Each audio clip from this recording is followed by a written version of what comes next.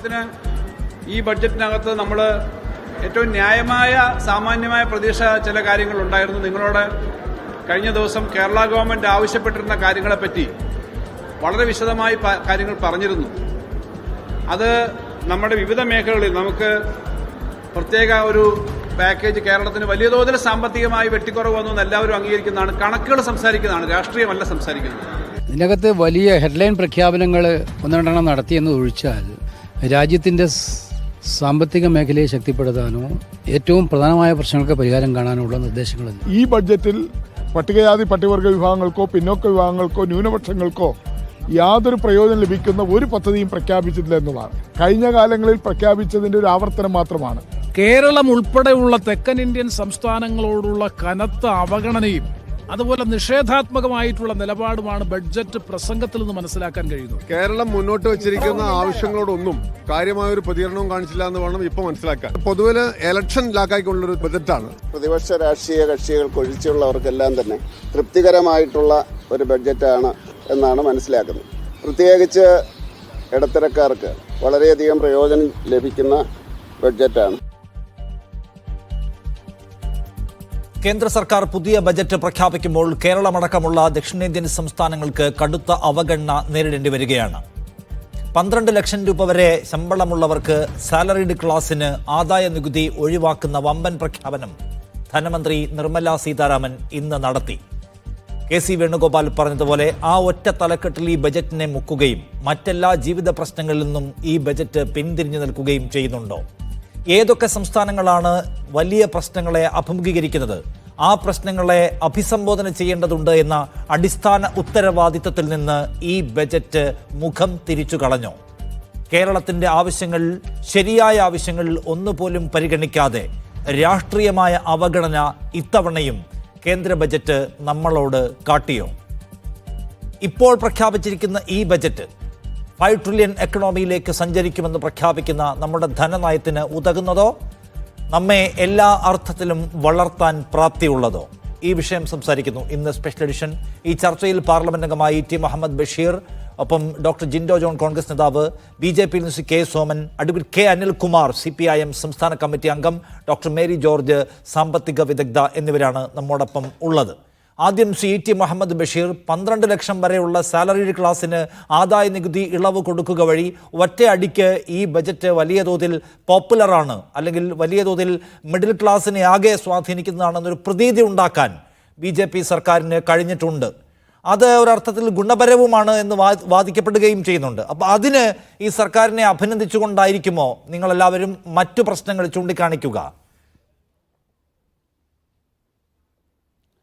അങ്ങനെയല്ല. ബഹുമുഖമായ നിരവധി പ്രശ്നങ്ങളുണ്ട്. പ്രശ്നങ്ങളെന്ന് പറഞ്ഞാൽ ഇവിടെ 2047 ആകുമ്പോഴത്തേക്കും ഇന്ത്യ വികസിത രാജ്യമായി മാറുമെന്നുള്ള സങ്കല്പം, ആ സങ്കല്പത്തിലേക്ക് നടന്നു പോകാൻ ഇത് വഴിയൊരുക്കുന്നുണ്ടോ എന്ന് ചോദിച്ചാൽ ആ വിധത്തിലുള്ളൊരു കാഴ്ചപ്പാടോ ദീർഘവീക്ഷണമൊന്നും ഈ ബജറ്റിൽ ഇല്ല എന്നതൊരു വസ്തുതയാണ്. പക്ഷേ കൈയടി എന്നുള്ള നിലയിൽ ഇപ്പോൾ ഈ 12 ലക്ഷം സാലറീഡ് ആയിട്ട് ആളുകൾക്ക് 12 ലക്ഷം വരെ എഴുതുന്ന ടാക്സ് ഇല്ല എന്നുള്ളത് ഒരു കൈയടി സംഗതിക്ക് വേണ്ടിയാണ്. അത് ചെറുതാന്നല്ല ഞാൻ പറയുന്നത്. പക്ഷേ കാര്യങ്ങൾ വിശദമായിട്ട് നമ്മൾ എടുത്തു നോക്കുകയാണെങ്കിൽ രാജ്യത്തിന് സ്ഥിരമായിട്ടുള്ള വികസനത്തിനും രാജ്യത്തെ ജനങ്ങൾ നേറിക്കൊണ്ടിരിക്കുന്ന പല പ്രശ്നങ്ങളുണ്ട്, അവയ്ക്കുള്ള പരിഹാരത്തിനുമൊക്കെയുള്ള കാഴ്ചപ്പാട് ഇതിലില്ല എന്നുള്ളതാണ് വ്യക്തം. ഡീറ്റെയിലേക്ക് ഞാൻ പോകുന്നത് പിന്നെ പറയാം. ഒരു കാര്യം വ്യക്തമാണ്, ഇത് നീതിബോധമില്ലാത്തൊരു ബജറ്റാണ്. ബജറ്റ് എന്ന് പറഞ്ഞാൽ രാജ്യത്തിൻ്റെ വിഭവശേഷി പങ്കിടുന്ന സമയത്ത് അത് എല്ലാ സംസ്ഥാനങ്ങളോടും അർഹമായ പരിഗണന നടത്തി ചെയ്യേണ്ട ഒരു കാര്യമാണ്. അത് അതേസമയത്ത് അവർ ചെയ്തിട്ടുള്ളത് അവരുടെ രാഷ്ട്രീയ താല്പര്യത്തിനനുസരിച്ച് ബീഹാർ പോലുള്ള സംസ്ഥാനങ്ങളിൽ വാരിക്കോരി കൊടുക്കുകയും മറ്റ് സംസ്ഥാനങ്ങൾ അവിടെ കിടക്കുന്നിടത്ത് തന്നെ കിടക്കട്ടെ എന്നുള്ള സമീപനം എടുക്കുകയാണ് ചെയ്തിട്ടുള്ളത്. അത് വലിയൊരു വിവേചനം കാണിച്ചിട്ടുണ്ട്. ഒരു ഉദാഹരണം ഞാൻ പറഞ്ഞാൽ, ഇപ്പോൾ ഈ ബജറ്റ് നോക്കിയാൽ കാണാൻ സാധിക്കും, കാർഷിക മേഖലയിലും അതുപോലെ തന്നെ സ്കിൽ ഡെവലപ്മെൻറ്റ് മേഖലയിലും ആർട്ടിഫിഷ്യൽ ഇൻ്റലിജൻസ് മേഖലയിലുമൊക്കെ തന്നെ നാഷണൽ ഇൻസ്റ്റിറ്റ്യൂട്ട്സ് പലതും പ്രഖ്യാപിച്ചിട്ടുണ്ട്. ആ നാഷണൽ ഇൻസ്റ്റിറ്റ്യൂട്ട് പ്രഖ്യാപിച്ച സമയത്ത് ഒരു കാര്യം നമുക്ക് കാണാൻ സാധിക്കും. ഇപ്പോൾ ബീഹാറിൻ്റെ കാര്യം എടുത്ത് പരിശോധിച്ചാൽ ബീഹാറിൽ കാർഷിക മേഖലയിൽ വലിയ തോതിൽ നാഷണൽ ഇൻസ്റ്റിറ്റ്യൂട്ട് പ്രഖ്യാപിച്ചിട്ടുണ്ട്. അവിടുത്തെ ഒരു ധാന്യത്തിൻ്റെ വളർച്ചയും വികാസവും ഒക്കെ കണ്ടുള്ള പരിപാടിയാണ്. അതുപോലെ തന്നെ സ്കിൽ ഡെവലപ്മെൻറ്റ് മേഖലയിൽ വന്നിട്ടുണ്ട് കുറേ സ്ഥാപനങ്ങൾ. ആർട്ടിഫിഷ്യൽ ഇൻ്റലിജൻസിന് വേണ്ടി 5 കേന്ദ്രങ്ങൾ പ്രഖ്യാപിച്ചിട്ടുണ്ട്. ഈ മക്കാനൈസ്ഡിന് വേണ്ടി അപ്പോൾ പറഞ്ഞതുപോലെ ബീഹാറിൻ്റെ കാര്യത്തിൽ ബീഹാറിൽ തന്നെ 2 വിമാനത്താവളങ്ങൾ ഇപ്പോൾ ഉണ്ട്. അതിൽ കൂടുതൽ വിപുലീകരണം വരുത്തുകയും അതോടൊപ്പം തന്നെ പുതിയൊരു വിമാനത്താവളം ഉണ്ടാക്കുകയും ചെയ്തതിനെ പറ്റി പറഞ്ഞിട്ടുണ്ട്. ഞങ്ങളാരും ബീഹാറിനെതിരായിട്ട് പറയല്ല. പക്ഷേ ഞാൻ പറഞ്ഞു വരുന്നത് ഇതിലൊരു ന്യായമായ ചിന്തയുണ്ടാവണ്ടേ. ഇന്ത്യ മഹാരാജ്യത്തിൻ്റെ എല്ലാ ഭാഗങ്ങളിലും അർഹമായ തോതിലുള്ള ചില വ്യത്യാസങ്ങൾ അങ്ങോട്ടും ഇങ്ങോട്ടൊക്കെ ഉണ്ടാവും. അണ്ടർ ഡെവലപ്മെൻറ്റ് ഏരിയയിൽ കുറച്ചും കൂടി എംഫസൈസ് ചെയ്യേണ്ടതുണ്ടാവും. പക്ഷെ ആ ഒരു കാഴ്ചപ്പാട് തന്നെ ഇതിലുണ്ടായിട്ടില്ല. കേരളത്തിൻ്റെ കാര്യത്തിലേക്ക് നിങ്ങൾ വീണ്ടും വരുമെന്ന് ഞാൻ വിചാരിക്കുകയാണ്. അല്ലെങ്കിൽ ഞാൻ അതിൻ്റെ കേരളത്തിലേക്ക് വരുന്നതിന് മുൻപ് ഈ 12 ലക്ഷം വരെ ആദായ നികുതി ഇളവ് പരിധി ഉയർത്തുന്ന തീരുമാനത്തെ നിങ്ങൾ ശ്ലാഘിക്കുന്നില്ലേ എന്ന് ഞാൻ ആവർത്തിച്ച് ചോദിക്കുകയാണ്. അത് വലിയ തോതിൽ എന്ന് പറഞ്ഞാൽ മധ്യവർഗം ഏതാണ്ട് 7% വരുന്ന ആളുകളെ അത് സ്വാധീനിക്കുന്നതാണ് എന്ന് മാത്രവുമല്ല, അത് മാർക്കറ്റിലേക്ക് പണം കൊണ്ടുവരാൻ ഉതകും വിധത്തിലുള്ള ഒരു ഫിനാൻഷ്യൽ ഒരു പ്ലാൻ കൂടിയാണ്. ആ നിലയ്ക്ക് ഈ ബജറ്റിൽ ഒരു പോസിറ്റീവ് സൈഡ് ഉണ്ട് എന്ന് പറഞ്ഞുകൊണ്ടായിരിക്കുമോ നിങ്ങളുടെ വിമർശനം ചോദിക്കുക ഞാൻ? അങ്ങനെയല്ല, ഞങ്ങൾ അത് വിശാലമായ കാഴ്ചപ്പാടിൽ ഇന്ത്യയെ വികസിത രാജ്യമാക്കി വളർത്തിയെടുക്കുന്നതിനും ഇന്നത്തെ പ്രശ്നങ്ങൾക്ക് പരിഹാരമാക്കുന്നതിനും വ്യക്തമായ അടിത്തറ പാകുന്ന ബജറ്റാണോ എന്നുള്ള അനലൈസ് ചെയ്തുകൊണ്ടാണ് ഞങ്ങൾ ഈ വ്യക്തിഗതമായിട്ടുള്ള ശമ്പളക്കാരായിട്ടുള്ള ആളുകളുടെ 12 ലക്ഷം വരെ ഉള്ളതിന് ടാക്സ് ഇല്ല എന്നുള്ളത് കാണുന്നത്. ശരി, ഓരോ ബജറ്റും രാജ്യത്തിന്റെ മുന്നോട്ടുള്ള വളർച്ചയെ സ്വപ്നം കാണുന്നതായിരിക്കണം. അങ്ങനെ ബഹുമുഖമായിട്ടുള്ള ഒരു സ്പർശനം ഇതിനില്ല എന്നാണ്. ഒരു കാര്യം കൂടി ചോദിക്കട്ടെ. ഇതിനകത്ത് ഇപ്പൊ നേരത്തെ പറഞ്ഞതുപോലെ കേന്ദ്രമന്ത്രി ജോർജ് കുര്യൻ പറയുന്നു കേരളം ഒരു പിന്നാക്ക സംസ്ഥാനമല്ല. ഇന്ത്യയിൽ അനവധി പിന്നാക്ക സംസ്ഥാനങ്ങളുണ്ട്. ബീഹാർ ഏറ്റവും പിന്നാക്കാവസ്ഥയിൽ നിൽക്കുന്ന സംസ്ഥാനങ്ങളിലൊന്നാണ്. അപ്പോൾ സർക്കാരിന് പല ഫോക്കസ് ഏരിയകൾ വേണ്ടി വരും. അങ്ങനെ പരിഗണിക്കുമ്പോൾ കേരളത്തിന് പലതും വാരിക്കോരി തരാൻ കഴിയില്ല. നമ്മളെല്ലാ സൂചികകളിലും മുന്നിൽ നിൽക്കുന്ന ഒരു സംസ്ഥാനമാണ്. അതുകൊണ്ട് കേരളത്തിന് കിട്ടിയില്ലേ എന്ന ഈ വിലാപം അർത്ഥശൂന്യമാണ് എന്ന് പറയുകയാണ് ഒരു കേന്ദ്രമന്ത്രി. അതൊരു പോയിന്റാണ്. പക്ഷെ അതിനപ്പുറത്തേക്ക് പോയാൽ നമ്മളെ സംബന്ധിച്ച് ബാഡ്ലി നീഡഡ് എന്നൊക്കെ പറയില്ലേ, അത്രമേൽ അത്യന്താപേക്ഷിതമായ സാഹചര്യം ഉണ്ടായിരുന്ന കേസുകൾ പോലും പരിഗണിച്ചില്ല എന്നുണ്ടോ? അതാണ് ഞാൻ നിങ്ങൾ പറഞ്ഞതിനോട് യോജിക്കുന്ന ഒരു കാര്യം. വാരിക്കോരി കേരളത്തിൽ തരണമെന്നൊന്നും പറയുന്നില്ല. കേരളം പല കാര്യത്തിലും അതിൻ്റെ വിദ്യാഭ്യാസപരമായി മറ്റേതെല്ലാം കാര്യത്തിൽ കേരളത്തിൽ ഒരുപാട് ആവശ്യങ്ങളുണ്ട്. ഉദാഹരണമായിട്ട് പറഞ്ഞാൽ നമ്മൾ 24,000 കോടിയുടെ സ്പെഷ്യൽ പാക്കേജാണ് ചോദിച്ചത്. ഈ ബജറ്റ് നിങ്ങൾ നോക്കിയാൽ കാണാൻ സാധിക്കും പല സംസ്ഥാനങ്ങളിൽ സ്പെഷ്യൽ പാക്കേജ് ഉണ്ട്. എന്തേ കേരളത്തിൻ്റെ സ്പെഷ്യൽ പാക്കേജിനെ പറ്റി വാക്കുകൾ പറഞ്ഞിട്ടില്ലല്ലോ.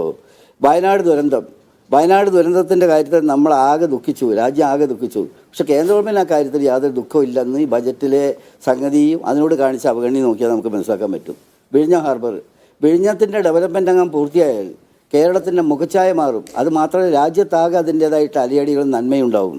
ആ കാര്യത്തിൽ 5,000 കോടി നമ്മൾ ചോദിച്ചു. അങ്ങനെ കണ്ട ഭാവമേ ആ കാര്യം കാണിച്ചിട്ടില്ല. എയിംസിൻ്റെ കാര്യം, റെയിൽവേ കോച്ച് നിർമ്മാണത്തിൻ്റെ കാര്യം, തൊഴിലുറപ്പ് പദ്ധതിയുടെ കാര്യം, മാൻ ആനിമൽ കോൺഫ്ലിക്റ്റിൻ്റെ പരമായിട്ട് വന്നിട്ടുള്ള പ്രശ്നങ്ങൾ, അതത്തരം കാര്യങ്ങൾ കേരളം വളരെ വ്യക്തമായി മന്ത്രിമാർ വന്ന് പറയുകയും പാർട്ടിക്കാർ പറയുകയും ഞങ്ങളെല്ലാം നിവേദനം കൊടുക്കുകയൊക്കെ ചെയ്തിട്ടുള്ള കാര്യത്തിൽ അങ്ങനെ ഒരു കാര്യമേ ഇല്ലെന്ന ഭാവത്തിലാണ് ഇവർ പോയിട്ടുള്ളത്. അതേസമയത്ത് ഈ കഴിഞ്ഞ വെള്ളിയാഴ്ച ഈ എക്കണോമിക് സർവേ പുറത്തു വന്ന സമയത്ത് വലിയൊരു ഒരു സന്തോഷം തോന്നിയിരുന്നു. കാരണം കേരളത്തിൻ്റെ പ്രവർത്തന ശൈലിയെ ശ്ലാഘിച്ചിരുന്നു. അത് ചീഫ് എക്കണോമിക് അഡ്വൈസർ പറഞ്ഞ വാക്കുകൾ ചില്ലിട്ട് വെക്കേണ്ട വാക്കുകളാണ്. പക്ഷേ ബജറ്റ് വന്ന് നോക്കുന്ന സമയത്ത് കേരളത്തിൻ്റെ ആ നന്മയുടെ അടിസ്ഥാനത്തിൽ മുന്നോട്ട് പോകാനുള്ള പശ്ചാത്തലം ഇല്ലാതാക്കുകയാണ് ചെയ്തിട്ടുള്ളത്. കണ്ട ഭാവമേ നടിച്ചിട്ടില്ല എന്ന് പറഞ്ഞാൽ ശരിയായിരിക്കും. ശരി, കേരളത്തിന്റെ ആവശ്യങ്ങളെ പരിഗണിക്കുന്ന നില ഉണ്ടായില്ല എന്നാണ് കെ സോമൻ. എന്തുകൊണ്ടാണ് നമ്മൾ ഇവിടെ ഇരുന്ന് കേരളത്തിൽ നിന്നാണല്ലോ ഈ ചർച്ച ചെയ്യുന്നത്? കേരളത്തിന് ഈ ബജറ്റിൽ പരിഗണിക്കപ്പെടേണ്ട വളരെ പ്രധാനപ്പെട്ട ആവശ്യങ്ങൾ ഉണ്ടായിരുന്നു. ഒന്നാമത്, കേരളം അതിൻ്റെ സമീപ ചരിത്രത്തിലെ ഏറ്റവും വലിയ സാമ്പത്തിക പ്രതിസന്ധിയിലൂടെ കടന്നു പോകുന്ന കാലമാണ് എന്ന് നമുക്ക് എല്ലാവർക്കും അറിയാം. എന്നിട്ട് കേരളത്തെ സവിശേഷമായി പരിഗണിച്ചില്ല. ആ പ്രതിസന്ധിയുടെ കാലത്താണ് കേരളത്തിന് വയനാട് ദുരന്തത്തെ അഭിമുഖീകരിക്കേണ്ടി വരുന്നത്. ആ പ്രതിസന്ധിയുടെ കാലത്താണ് ഹ്യൂമൻ അനിമൽ കോൺഫ്ലിക്റ്റ് ഉണ്ടാവുകയും അതിന് പ്രതിരോധ പദ്ധതികൾ ഉണ്ടാക്കേണ്ടി വരുന്നത്. ആ സാമ്പത്തിക പ്രതിസന്ധിയുടെ കാലത്താണ് നമുക്ക് വിഴിഞ്ഞം പ്രോജക്റ്റിന് സഹായം ആവശ്യമായി വരുന്നത്. ഇവയൊന്നും പരിഗണിക്കാതിരിക്കുന്ന ഒരു സർക്കാരിനെ രാജ്യത്തെ ആകെ കണ്ട മനസ്സിലാക്കിയ ഒരു ബജറ്റ് എന്ന് ഈ ബജറ്റിനെ വിളിക്കാമോ സോമൻ?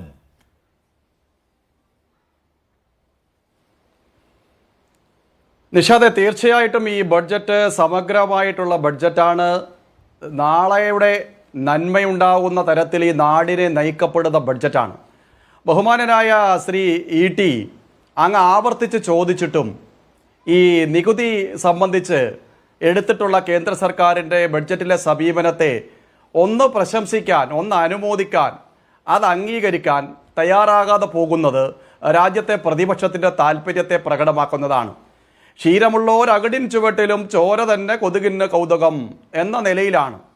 കഴിഞ്ഞ ബഡ്ജറ്റിൽ ആന്ധ്രയെ പരിഗണിച്ചു എന്നായിരുന്നു പരിഭവമെങ്കിൽ ഇപ്പോൾ ബീഹാറിനെ പരിഗണിച്ചു എന്നാണ് പരാതി. ഇവിടെ കേരളത്തിനൊന്നും കിട്ടാതെ പോകുന്നു എന്ന് ആവർത്തിച്ച് ഇവരെല്ലാവരും കൂടി പറയുമ്പോൾ ഇവരാവശ്യപ്പെട്ട 24,000 കോടി രൂപ അത് രൂപയായി കിട്ടിയില്ല എന്നുള്ളതാണ് ഇവരുടെ പ്രധാനപ്പെട്ട പ്രശ്നം.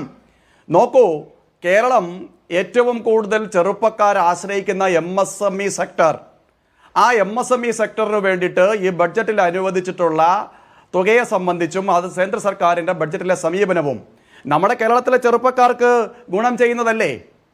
കാർഷിക മേഖലയെ സംബന്ധിച്ച് എപ്പോഴും പറയുന്ന രാജ്യത്തെ പ്രതിപക്ഷം കിസാൻ ക്രെഡിറ്റ് കാർഡുമായി ബന്ധപ്പെട്ട് 3 ലക്ഷം രൂപയുടെ വായ്പ 5 ലക്ഷമായി ഉയർത്തിയത് നമ്മുടെ കേരള സംസ്ഥാനത്തെ കർഷക സമൂഹത്തിന് ഗുണകരമായി മാറുന്നതല്ലേ?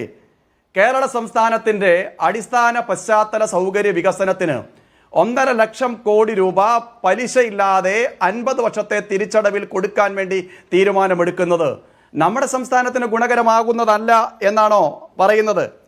കേരളത്തിലെ മത്സ്യമേഖലയ്ക്ക് വേണ്ടിയിട്ട്, രാജ്യത്തെ മത്സ്യമേഖലയ്ക്ക് വേണ്ടിയിട്ട് ഈ ബഡ്ജറ്റിൽ എടുത്തിട്ടുള്ള അനുകൂലമായ സമീപനം കേരളത്തിലെ മത്സ്യമേഖലയ്ക്ക് കിട്ടില്ല എന്ന് പറയുന്നുണ്ടോ? പോഷക ആഹാരവുമായി ബന്ധപ്പെട്ട് കുട്ടികളുടെ പോഷക സമൃദ്ധി വർദ്ധിപ്പിക്കാൻ വേണ്ടിയിട്ട് എടുത്തിട്ടുള്ള സമീപനം കിട്ടില്ല എന്നാണോ കരുതുന്നത് കേരളത്തിന്? അതൊക്കെ ശരിയാണ്. നേരത്തെ മുതൽ തന്നെ BJPയുടെ ഈ വിഷയത്തിലുള്ള മറുപടി വാരി വിതറുന്നതിന്റെ വിഹിതം നമുക്കും കിട്ടുമല്ലോ എന്നാണ്. ഞാൻ താങ്കളിലേക്ക് തന്നെയാണ്, വാരി വിതറുന്നതിന്റെ വിഹിതം കിട്ടുമല്ലോ എന്നാണ്. ഈ ന്യായവാദം നിങ്ങൾക്ക് എവിടെ പറയേണ്ടി വരുന്നില്ല? ആന്ധ്രാപ്രദേശിലും ഈ ന്യായവാദം ബീഹാറിലും പറയേണ്ടി വരുന്നില്ല. അവർക്കെല്ലാം സവിശേഷമായ പദ്ധതികളുണ്ട്. എന്തുകൊണ്ടാണ് വാരി വിതറുന്നതിന്റെ വിഹിതം ബീഹാറിനും കിട്ടിയാൽ മതി എന്ന് തീരുമാനിക്കാതിരുന്നത്?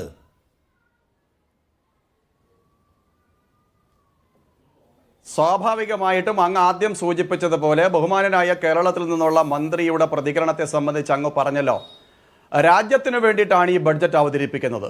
സ്വാഭാവികമായിട്ടും പിന്നോക്കം നിൽക്കുന്ന പ്രദേശത്തിന് ചില സവിശേഷമായ പരിഗണനകൾ കൊടുക്കും.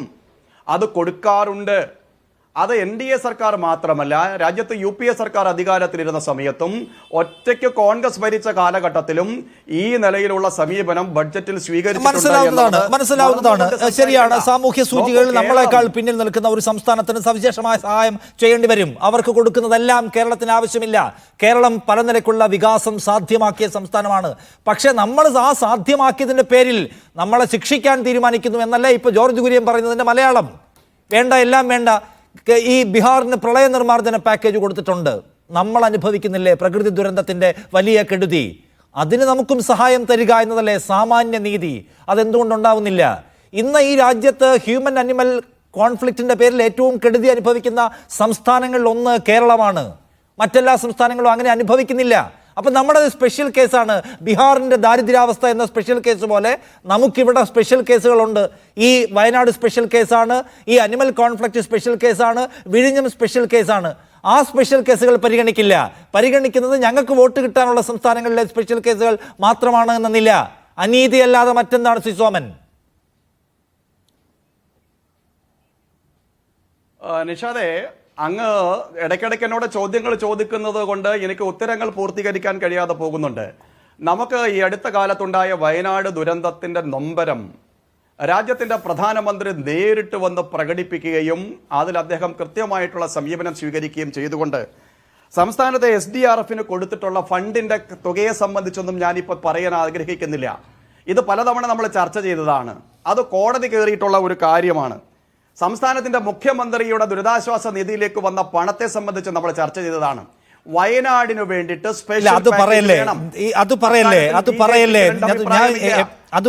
ഒന്നാമത്തെ കാര്യം, കേരളത്തോട് മാത്രമാണ് നിങ്ങൾക്ക് SDRF, CMDRF പോലുള്ള സാങ്കേതികത്വം. ഒരു SDRFും നോക്കാതെ, ഒരു CMDRFും നോക്കാതെ സ്പോട്ടിൽ ആയിരക്കണക്കിന് കോടി രൂപ കൊടുത്ത സംസ്ഥാനങ്ങൾ വേറെ ഉണ്ട്. തമിഴ്നാട് മുതൽ മേലേക്ക് നോക്കിയാൽ വിവിധ സംസ്ഥാനങ്ങൾക്ക് ഇതുപോലത്തെ ഒരു ഫോർമാലിറ്റിയും നോക്കാതെ സർക്കാർ പൈസ കൊടുത്തിട്ടുണ്ട്. ഒരു പോസ്റ്റ് ഡിസാസ്റ്റർ അസസ്മെന്റ് റിപ്പോർട്ടും കൊടുക്കാതെ പൈസ കൊടുത്തിട്ടുണ്ട്. കേരളത്തിൽ മാത്രം പൈസയും തരില്ല, ചോദിക്കുമ്പോൾ 150 സാങ്കേതിക ന്യായവും പറയും. ഇതൊന്നും പറയാത്തതുണ്ട്. അതുകൊണ്ട് ഇത് വിവേചനമല്ല, ഇത് സാങ്കേതികത്വമാണ് എന്ന ന്യായം പറഞ്ഞ് പറ്റിക്കാൻ നോക്കരുത് മലയാളിയെ. നിഷാദേ, വയനാട് ദുരന്തത്തിന് ശേഷം ജൂലൈ മാസത്തിൽ കേരളത്തിന് പണം കൊടുത്തോ? ഒക്ടോബർ മാസത്തിൽ കേരളത്തിന് പണം കൊടുത്തോ? ഈ നിലയിൽ കൊടുത്ത പണം ഇവർ ഉപയോഗിച്ചത് സംബന്ധിച്ചുള്ള കണക്ക് കൊടുത്ത സമയത്ത് കേരളം പരിഹാസപൂർവ്വം അത് ചർച്ച ചെയ്തത് നാം കണ്ടതാണല്ലോ. ഇവിടെ വയനാടിന്റെ പേരിൽ ആളുകൾ സാധാരണ നിലയ്ക്ക് സകല സംസ്ഥാനങ്ങൾക്കും കിട്ടുന്ന കാശിന്റെ കണക്ക് ഇവിടെ പറയല്ലേ? സാധാരണ നിലയ്ക്ക് ദുരന്ത നിവാരണ ഫണ്ടായിട്ട് സകല സംസ്ഥാനങ്ങൾക്കും കിട്ടുന്നതിന്റെ കണക്ക് കേരളത്തിൽ പറയരുത്. എന്താണ് വയനാടിന് വേണ്ടി പ്രഖ്യാപിച്ച സ്പെഷ്യൽ പാക്കേജ്? നിങ്ങൾ തമിഴ്നാടിന് കൊടുത്തു, ആന്ധ്രയ്ക്ക് കൊടുത്തു, ഗുജറാത്തിന് കൊടുത്തു, ത്രിപുരയ്ക്ക് കൊടുത്തു. ഈ SDRFന്റെ കണക്കല്ല, special package, special fund allocation ഉണ്ടായിട്ടുണ്ട്. കേരളത്തിന് ഈ ബജറ്റിൽ പോലും ഒന്നുമില്ല. സ്പെഷ്യൽ പാക്കേജുകൾ ബഡ്ജറ്റിൽ പ്രഖ്യാപിക്കുന്ന സമീപനമല്ല NDA സർക്കാരിൻ്റെത്, നരേന്ദ്രമോദി സർക്കാർ. അപ്പൊ പിന്നെ തമിഴ്നാടിന് അല്ല, അപ്പൊ പിന്നെ ബീഹാറിന് പ്രളയ നിർമ്മാർജ്ജന ഫണ്ട് പ്രഖ്യാപിച്ചതോ? കഴിഞ്ഞ വർഷം, കഴിഞ്ഞ ലാസ്റ്റ് ബജറ്റിൽ, ഇതിനു മുമ്പുള്ള ബജറ്റിൽ പ്രത്യേക പ്രതിരോധ ബജറ്റ് പ്രഖ്യാപിച്ചല്ലോ.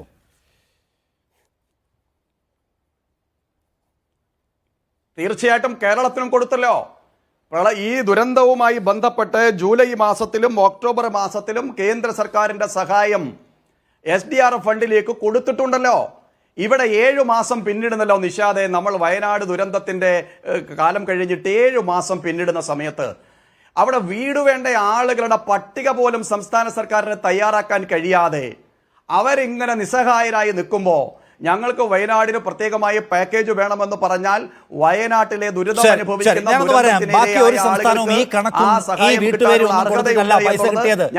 തമിഴ്നാടിനും ഗുജറാത്തിനും ആന്ധ്രാപ്രദേശിനും ത്രിപുരയ്ക്കും പൈസ കൊടുത്തത് വീട് വേണ്ടവരുടെ പേരും വിലാസവും കൊടുത്തിട്ടല്ല. അതെല്ലാവർക്കും അറിയാം. ഞാനൊന്ന് താങ്കളിലേക്ക് വരാം. ശ്രീ അനിൽകുമാർ, CPIM സംസ്ഥാന കമ്മിറ്റി അംഗം. ശ്രീ അനിൽകുമാർ, ഇന്നിപ്പോൾ ജോർജ് കുര്യൻ കേരളത്തിൽ നിന്നുള്ള മന്ത്രി പറയുന്നു കേരളം ഒരു പിന്നോക്ക സംസ്ഥാനമല്ല, അതുകൊണ്ട് പിന്നോക്ക സംസ്ഥാനമല്ലാത്ത കേരളം പിന്നോക്ക സംസ്ഥാനങ്ങൾക്ക് കൊടുത്ത ഫണ്ട് അതുപോലെ ഞങ്ങൾക്കും കിട്ടണമെന്ന് വാശി പിടിക്കരുത്.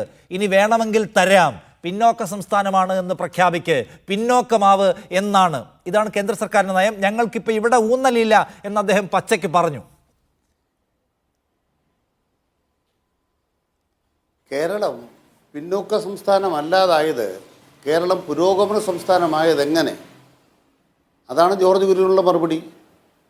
കേരളത്തിലെ കമ്മ്യൂണിസ്റ്റ് പാർട്ടിയുടെ നേതൃത്വത്തിലുള്ള ഗവൺമെൻറ് വിദ്യാഭ്യാസം കൊണ്ടുവന്നില്ലായിരുന്നെങ്കിൽ, ഇവിടെ ഭൂപരിഷ്കരണം കൊണ്ടുവന്നില്ലായിരുന്നെങ്കിൽ, നമ്മുടെ രാജ്യത്ത് കിട്ടുന്ന കൂലിയിൽ ഏറ്റവും ഉയർന്ന കൂലിയുള്ളൊരു സംസ്ഥാനമായി മാറുകയും ആ ഉയർന്ന കൂലി വാങ്ങിക്കുമ്പോൾ തന്നെ ഇന്ത്യയിൽ ഏറ്റവും വലിയ നിക്ഷേപ സൗഹൃദ സംസ്ഥാനമാണ് എന്ന് കേന്ദ്ര സർക്കാരിനെ കൊണ്ട് പറയിപ്പിക്കുകയും ചെയ്ത ഒരു നേട്ടം നേടിയില്ലായിരുന്നെങ്കിൽ, ഇന്ന് കേരളം നേടിയിരിക്കുന്ന ഡിജിറ്റൽ ഡിവൈഡ് ഇല്ലാത്ത കേരളം, അതിൻ്റെ ഭാഗമായി നമ്മൾ ആരോഗ്യ മേഖല, വിദ്യാഭ്യാസ മേഖല, ഡിജിറ്റൽ വിദ്യാഭ്യാസത്തിൻ്റെ മേഖല, ഈ നേട്ടങ്ങളൊക്കെ നേടിയെടുക്കുന്നത് കേന്ദ്ര സർക്കാരിൻ്റെ പിന്തുണ കൊണ്ടല്ല, യുദ്ധം ചെയ്തിട്ട് തന്നെയാണ്. നമ്മുടെ ഒന്നാമത്തെ കണക്കെന്താണ്? നമ്മൾ ഇന്ത്യക്കാരാണോ?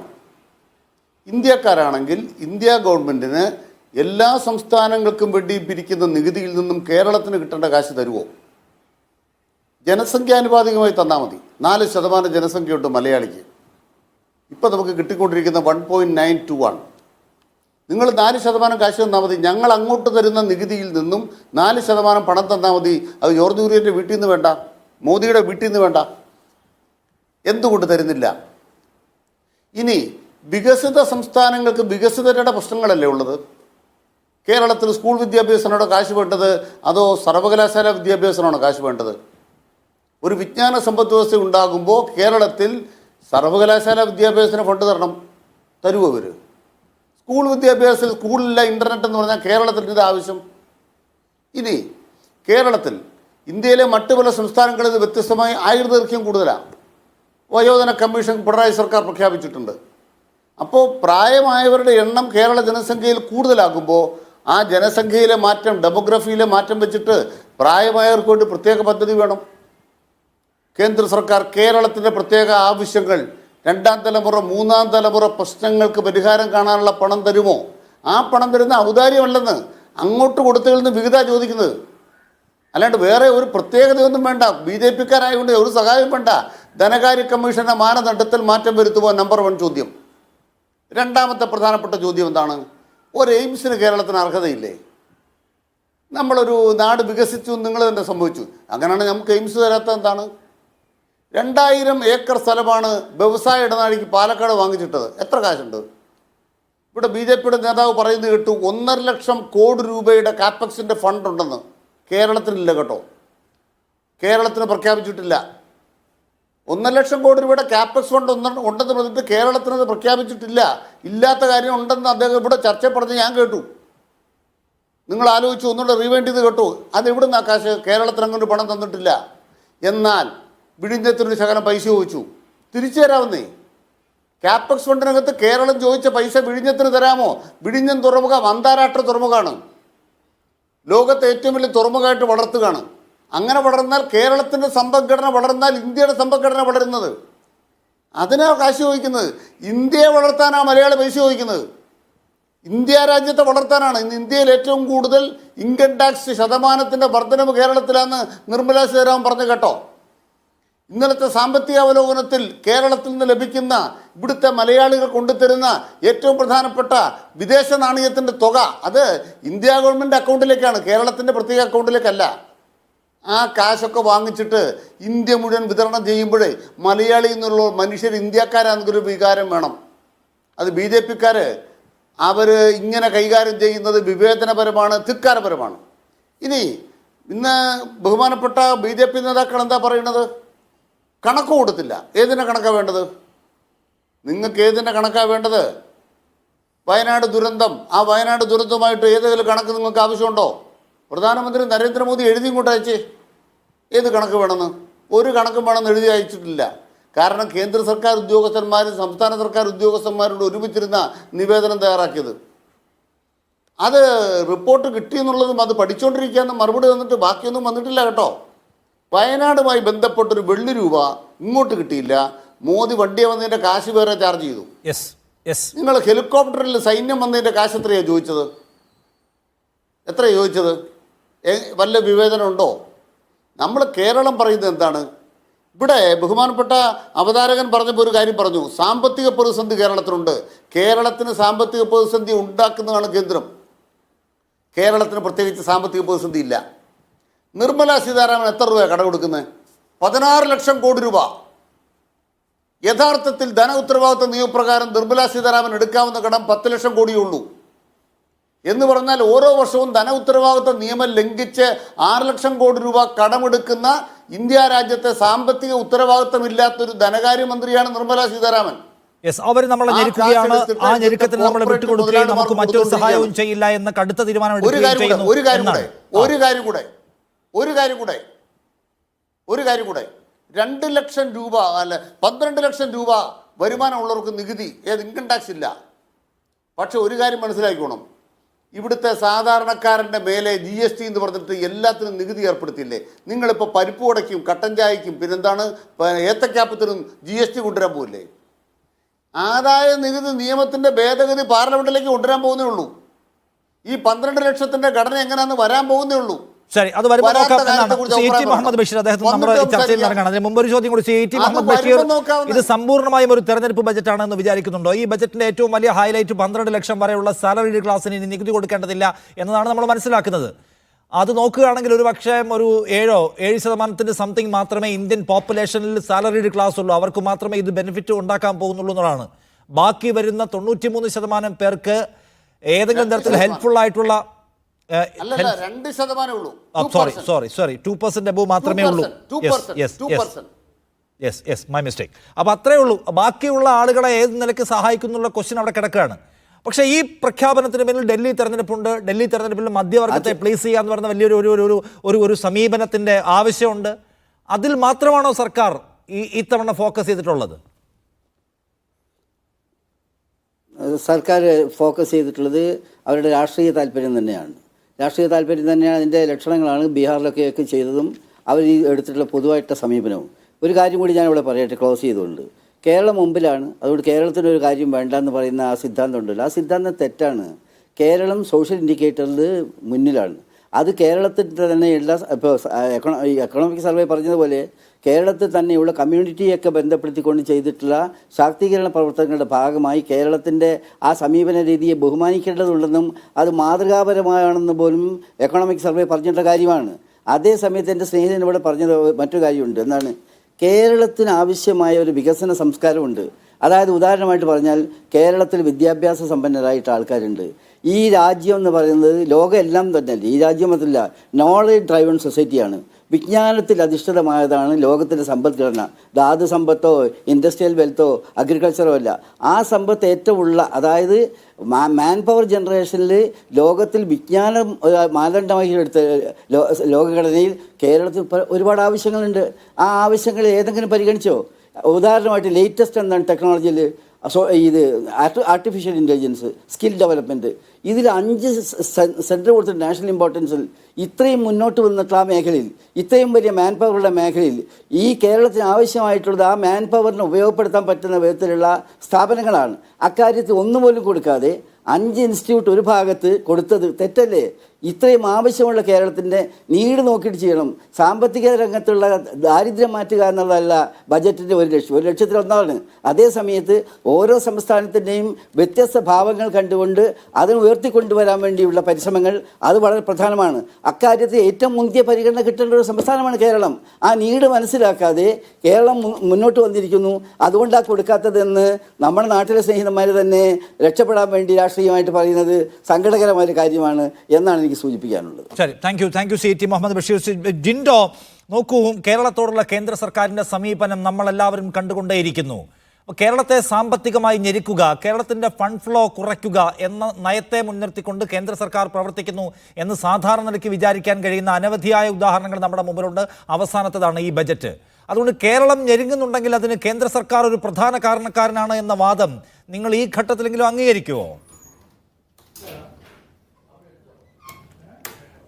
അല്ല നിഷാദെ, കേരളം ഞെരുങ്ങുന്നതിൽ ഒരു പ്രധാനപ്പെട്ട ഘടകം കേന്ദ്ര സർക്കാരിൻ്റെ ചിറ്റമ്മ നയമാണെന്നുള്ള കാര്യത്തിൽ ഞങ്ങൾ അംഗീകരിക്കേണ്ട കാര്യമില്ല. ഞങ്ങളും പറയുന്ന കാര്യം തന്നെയാണ്. കേരളം ഭരിക്കുന്ന സംസ്ഥാന സർക്കാരിൻ്റെ ധനകാര്യ മാനേജ്മെൻറ്റിനെ കുറിച്ച് ഞങ്ങൾക്ക് വ്യത്യസ്തമായിട്ടുള്ള അഭിപ്രായമുണ്ട്, വിമർശനമുണ്ട്. പിണറായി സർക്കാരിൻ്റെ നയപരിപാടികളോട് അവരുടെ പ്രയോറിറ്റിയോട് വിമർശനമുണ്ട്. പക്ഷേ അതൊന്നും ഇന്നത്തെ ദിവസം ചർച്ച ചെയ്യാൻ ഞങ്ങൾ ഉദ്ദേശിക്കുന്നില്ല.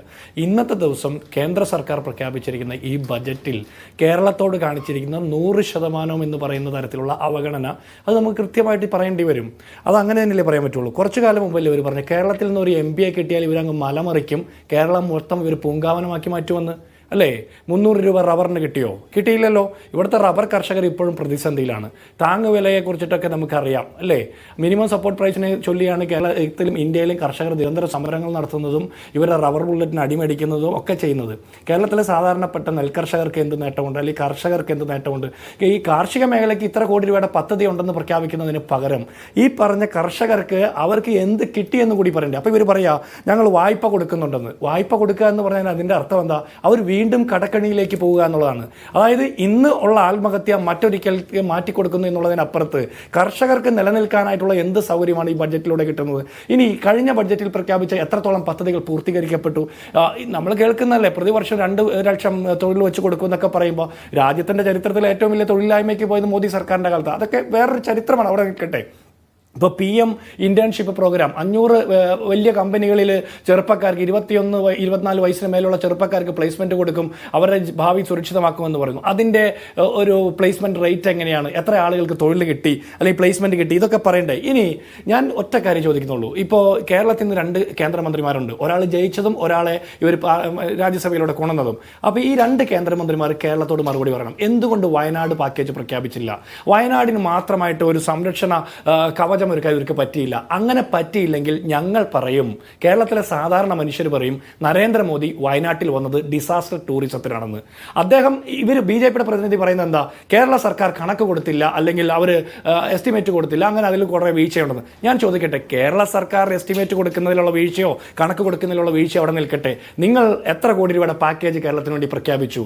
ആ പാക്കേജ് പ്രഖ്യാപിച്ചിട്ട് അത് പ്രകാരമുള്ള എസ്റ്റിമേറ്റ് നിങ്ങൾ തരൂ, അല്ലെങ്കിൽ അതിനുള്ള പദ്ധതികൾ നിങ്ങൾ സമർപ്പിക്കൂ എന്നല്ലല്ലോ നിങ്ങൾ പറഞ്ഞത്. കേരള സർക്കാർ ഇത് പ്രഖ്യാപിക്കട്ടെ എന്നാ. മറ്റ് സംസ്ഥാനങ്ങളോട് അങ്ങനെയല്ലല്ലോ നിങ്ങൾ പ്രഖ്യാപിക്കുന്നത്. എന്തുകൊണ്ട് ബീഹാർ എന്ന് നിരന്തരം പറയുന്ന കേന്ദ്ര ധനകാര്യമന്ത്രി കേരളം എന്ന് ഒരിക്കൽ പോലും പറയാൻ പറ്റാതെ പോയത് എന്തുകൊണ്ടാണ്? കേരളത്തിന് എയിംസ് കൊടുക്കുമെന്ന് പറയുന്നു, പലതും കൊടുക്കുമെന്ന് പറയുന്നു, പലതും കരുതി വെച്ചിട്ടുണ്ടെന്ന് പറയുന്നു. സുരേഷ് ഗോപിയുടെയൊക്കെ അതിവൈകാരികതയിൽ പൊതിഞ്ഞു പിടിച്ചിട്ടുള്ള ആ സിനിമാ ഡയലോഗൊക്കെ നമ്മൾ കേട്ട് മടുത്തു. കേരളത്തിന് ഇവർ എന്ത് കൊടുക്കുന്നു എന്ന് പറയണ്ടേ? ഇനി ഇവർ പറയുന്നത് 12 ലക്ഷം രൂപ വരെയുള്ളവരുടെ ഇൻകം ടാക്സിൽ ഒഴിവ് കിട്ടുന്നതിനെ കുറിച്ചാണ്. ഞാൻ ചോദിക്കട്ടെ, ഈ രാജ്യത്ത് എത്ര ശതമാനം ആളുകൾക്ക് ഒഴിവ് കിട്ടുന്നത്?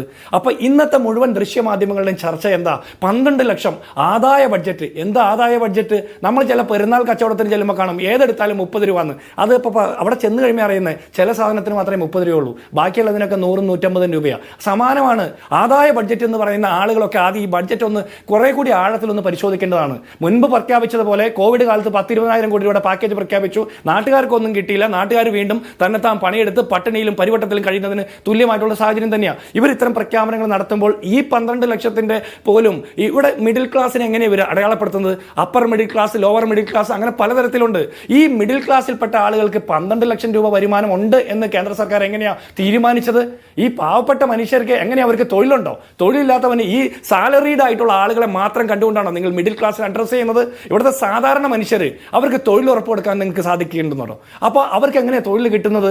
ആ തൊഴിൽ കിട്ടുന്നതിനുള്ള സംരംഭങ്ങൾ എങ്ങനെ തുടങ്ങപ്പെടുന്നു? ഇങ്ങനെ തുടങ്ങിയിട്ടുള്ള MSMEകളൊക്കെ എത്രത്തോളം സക്സസ്ഫുൾ ആയിട്ടുണ്ട്? കോവിഡ് കാലത്ത് പ്രതിസന്ധിയിൽപ്പെട്ട MSMEകളെ താങ്ങി നിർത്താനായിട്ട് എന്ത് സംരക്ഷണമാണ് നിങ്ങൾ ഒരുക്കി കൊടുത്തിട്ടുള്ളത്? അവർക്ക് കടം കൊടുക്കും എന്നുള്ളതിനപ്പുറം ആ കടം വീട്ടുന്നതിന് ആവശ്യമായിട്ടുള്ള പ്രൊഡക്ഷൻ വർദ്ധിപ്പിക്കാൻ, അവർക്ക് അവരുടെ ഡിമാൻഡ് വർദ്ധിപ്പിക്കാൻ, അവർക്ക് മാർക്കറ്റ് കിട്ടാൻ എന്ത് നടപടിയാണ് കേന്ദ്ര സർക്കാർ സ്വീകരിച്ചിട്ടുള്ളത്? അപ്പോൾ അങ്ങനെ നോക്കുമ്പോൾ സമൂലമായിട്ടുള്ള പരാജയമാണ്.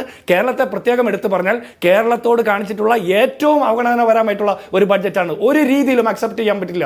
വിഴിഞ്ഞം പദ്ധതി ആയിക്കോട്ടെ, എയിംസ് ആയിക്കോട്ടെ, അങ്ങനത്തെ വൻകിട പദ്ധതികളൊക്കെ മാറ്റി നിർത്തിയാൽ പോലും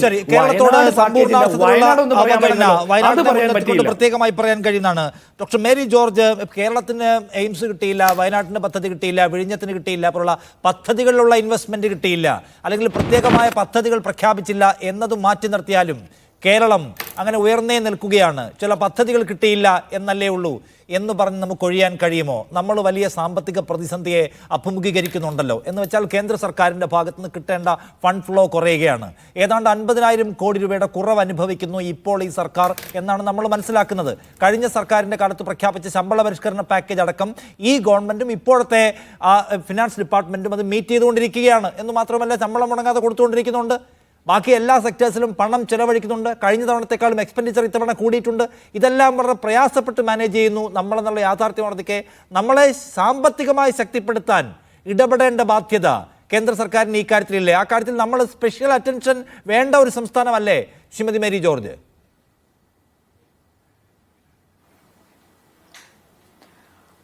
മിസ്റ്റർ നിഷാദ്, അതായത് കേന്ദ്ര ഗവൺമെന്റിന് കേരളത്തിന്റെ പ്രത്യേക ധന പ്രതിസന്ധിയെ അഡ്രസ് ചെയ്യാൻ പ്രത്യേക താല്പര്യമൊന്നും കാണില്ല. അതേത് സംസ്ഥാനത്താണെങ്കിലും അങ്ങനെ തന്നെയായിരിക്കും. പക്ഷേ ഒരു ബജറ്റ് കൊണ്ടുവരുമ്പോൾ ബജറ്റിൽ മര്യാദയ്ക്കുള്ള ട്രീറ്റ്മെന്റ്, അതായത് എല്ലാ സംസ്ഥാനങ്ങളും ഈക്വൽസ് ആണ് എന്ന് മനസ്സിലാക്കിക്കൊണ്ട് അത്തരം ഒരു ട്രീറ്റ്മെന്റ് അനിവാര്യമാണ്. അത്തരമൊരു ട്രീറ്റ്മെന്റ് വന്നിട്ടുണ്ടോ, നൽകിയിട്ടുണ്ടോ എന്ന് നമുക്ക് ഇപ്പോൾ പറയാൻ പറ്റില്ല. അതിന് ഡീറ്റെയിൽഡ് ബജറ്റ് ഡോക്യുമെന്റ് നമ്മുടെ കരങ്ങളിൽ എത്തണം, അല്ലെങ്കിൽ വെബ്സൈറ്റിൽ നിന്ന് നമുക്ക് ഡൗൺലോഡ് ചെയ്ത് നോക്കാൻ പറ്റണം. അത് ചർച്ചയിലായിരുന്നുകൊണ്ടാണോ എന്ന് എനിക്ക് അറിഞ്ഞുകൂടാ, എനിക്ക് പറ്റിയിട്ടില്ല. പക്ഷെ ബജറ്റ് അറ്റ് എ ഗ്ലാൻസ് എനിക്ക് കിട്ടി. ബജറ്റ് അറ്റ് എ ഗ്ലാൻസ് കിട്ടിയപ്പം ഒരുപാട് ഡീറ്റെയിൽസ് അതിനകത്തുനിന്ന് എനിക്ക് മനസ്സിലാക്കാൻ കഴിഞ്ഞു. അപ്പൊ കേരളത്തിന്റെ പേര് പറഞ്ഞ് SDRF എന്നോ NDRF എന്നോ ഒന്നും പറയുന്നില്ല എന്നത് ശരി തന്നെയാണ്. പക്ഷെ എനിക്ക് അതിനേക്കാളൊക്കെ ഉപരിയായിട്ട് ആകെ ഈ ബജറ്റ് ഒരു ശരാശരി ബജറ്റിൽ താഴെയാണ് എന്ന് പറയാനാണ് താല്പര്യം. അങ്ങനെ ശരാശരി ബജറ്റിൽ താഴെയാണ് എന്ന് പറയാൻ എനിക്ക് ചില കണക്കുകൂട്ടലുകളുണ്ട്. അതൊക്കെ ഞാനിവിടെ പറഞ്ഞുകൊള്ളട്ടെ. ഉദാഹരണത്തിന് നമ്മുടെ GDP എത്ര കോടിയാണ്?